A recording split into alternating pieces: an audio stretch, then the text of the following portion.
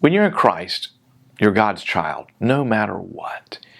Here's today's text. It's from 2 Samuel, it's chapter 18. And the king was deeply moved and went up to the chamber over the gate and wept. And as he went, he said, "Oh, my son Absalom, my son Absalom, would I had died instead of you, O Absalom, my son, my son." Absalom was a traitor, a murderer, a liar, a coveter, a self-proclaimed enemy to his father David. After having murdered his half-brother Amnon, Absalom spent 3 years in exile before returning and pretending to hold affection for his father. David was duped by his son, who formed allegiances against David and eventually revolted. David fled Jerusalem and one day heard the news: Absalom had been killed.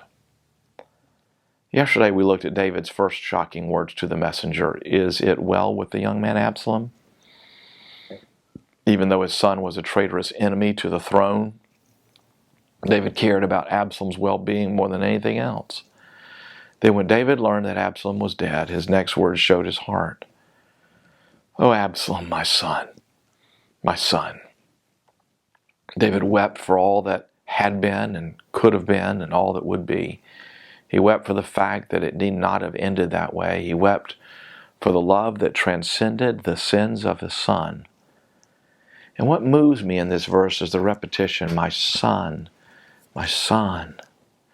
David didn't call Absalom's murderer or a rebel or traitor or liar, though Absalom was all those things. He called him son. This wasn't a king with a thick skin who glossed over sin and moved on. This was a vulnerable, fatherly king who was racked with pain because of the great love he had for the sinner who was his son. Such is the love of God. Jesus wept similarly over the city. "O Jerusalem, O Jerusalem." Like the father of the prodigal, no matter what amount of human sin, it never makes God disown his children. If David called Absalom son, how much more does the Father call you his own? And that's the gospel. Well, that's the good news for today. And to get more messages like this, just click right here, or better yet, subscribe to this channel and have a day in which you remember you are loved by God.